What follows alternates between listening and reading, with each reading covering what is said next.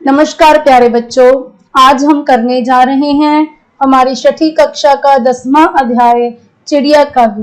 प्यारे बच्चों, यह एक कविता है जो गीत के रूप में है और जो चिड़िया के ऊपर आधारित है, पूरी तरह से चिड़िया से संबंधित है। आइए इसका आनंद लें।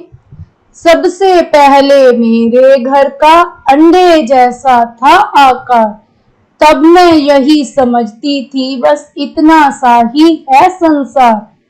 फिर मेरा घर बना घोंसला सूखे तिनकों से तैयार, तब मैं यही समझती थी बस इतना सा ही है संसार। फिर मैं निकल गई शाखों पर यों थी हरी भरी सुकुमार, तब मैं यही समझती थी बस इतना सा ही है संसार। आखिर जब मैं आसमान में उड़ी दूर तक पंख पसार, तभी समझ में मेरी आया बहुत बड़ा है ये संसार, बहुत बड़ा है ये संसार। तो प्यारे बच्चों, इस कविता में जो चिड़िया है एक गीत के माध्यम से हमें संबोधित करते हुए बताती है कि सबसे पहले मेरे घर का अंडे जैसा था आकार, तब मैं यही समझती थी बस इतना सा ही है संसार। चिड़िया कहती है कि सबसे पहले जो मेरा घर था वो एक अंडे के आकार था, क्योंकि बच्चों हम जानते हैं कि चिड़िया के जो चूजे होते हैं वो अंडों से निकलते हैं। तो सबसे पहले चिड़िया का घर क्या होता है? अंडा। तब चिड़िया को ऐसा लगता था कि जो सारा संसार है वो एक अंडे तक ही सीमित है, इतना सा ही है। फिर क्या हुआ? जब चिड़िया के चूजे अंडे से बाहर निकले, कहाँ पर चले गए बेटा? घोंसला बना लिया। फिर मेरा घर बना घोंसला सूखे तिनकों से तैयार। फिर चिड़िया ने दूर दूर से तिनके बीन बीन कर अपना एक घोंसला बना लिया। तब मैं यही समझती थी बस इतना सा ही है संसार। तब चिड़िया को क्या लगता था कि एक जे संसार जो है वो घोंसले जितना ही बड़ा है। फिर मैं निकल गई शाखों पर यो थी हरी भरी सुकुमार, तब मैं यही समझती थी बस इतना सा ही है संसार। फिर जो चिड़िया थी उसे उड़ना आ गया।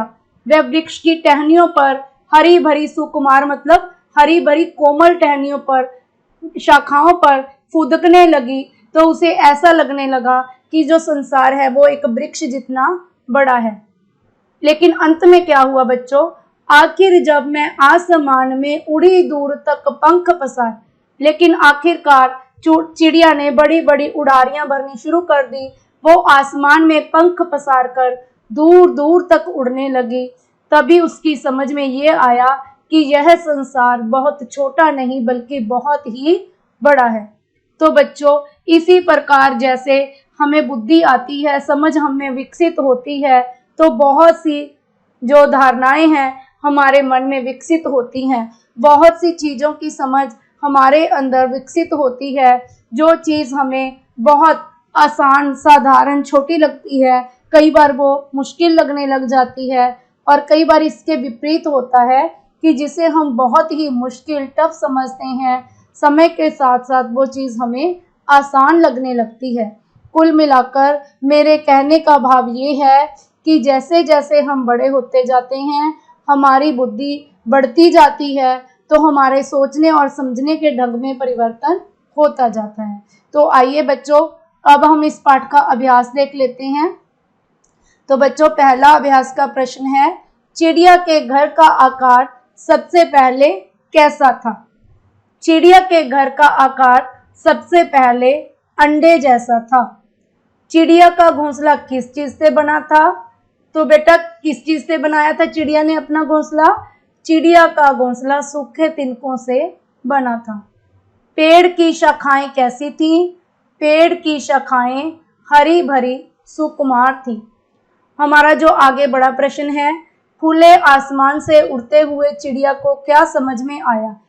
आप इसका उत्तर एक लाइन में भी लिख सकते हो, लेकिन हमें एक लाइन में इसका उत्तर नहीं देना है, हम थोड़ा बढ़ाकर लिखेंगे। तो हम लिखेंगे कि चिड़िया को सबसे पहले इस बात का एहसास था, ये समझ में आया कि जो संसार है एक अंडे जैसा ही बड़ा है। लेकिन जैसे जैसे उसका जीवन विकसित होता गया, वो बड़ी होती गई, उसने घोंसला बना लिया, फिर वृक्ष की टहनियों पर चली गई, तो उसको लगने लगा कि संसार का आकार धीरे धीरे बढ़ने लगा है। लेकिन अंत में जब वो अपने पंख पसार कर खुले आसमान में उड़ने लगी, तो उसकी समझ में आया कि यह संसार बहुत ज़्यादा विशाल है।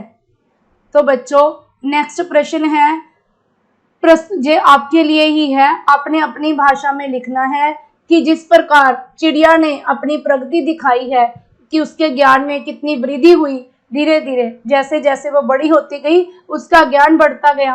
पहले उसका ज्ञान एक अंडे तक था, फिर एक घोंसले तक हो गया, फिर पूरे वृक्ष तक हो गया और फिर पूरे संसार तक फैल गया।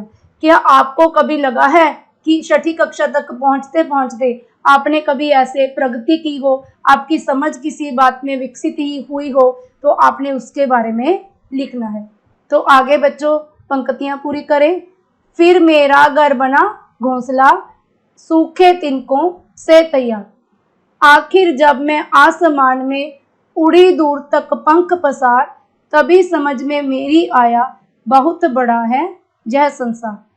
आगे बच्चों हमें पर्यायवाची शब्द लिखने हैं, ढूंढ के ही लिखने हैं, आपको याद नहीं करने हैं। पर्यायवाची का अर्थ आपको पता होना चाहिए।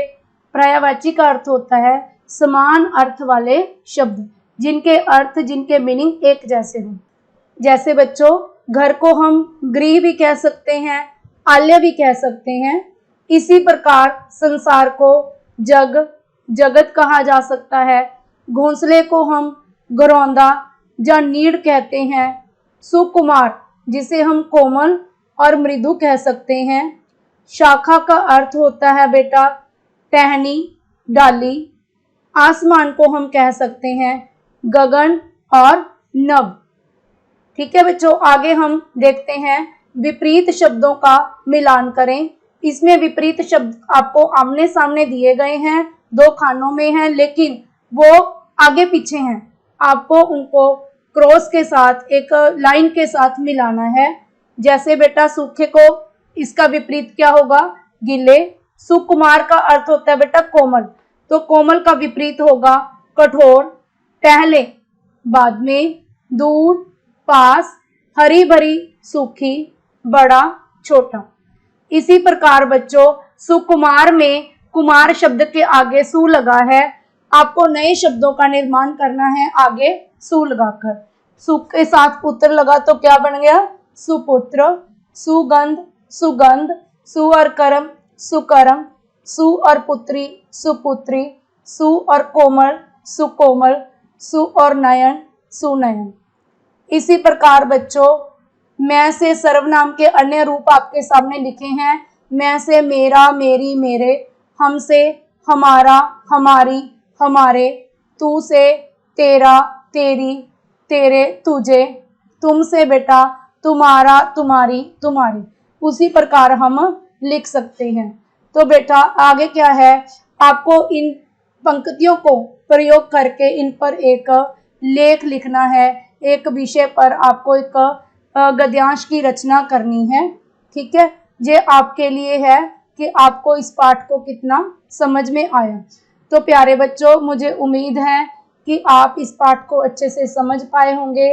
अगर आपको ये समझ में लगी है कविता तो इसे लाइक करें, ज़्यादा से ज़्यादा शेयर करें और इसे सब्सक्राइब करना ना भूलें। धन्यवाद।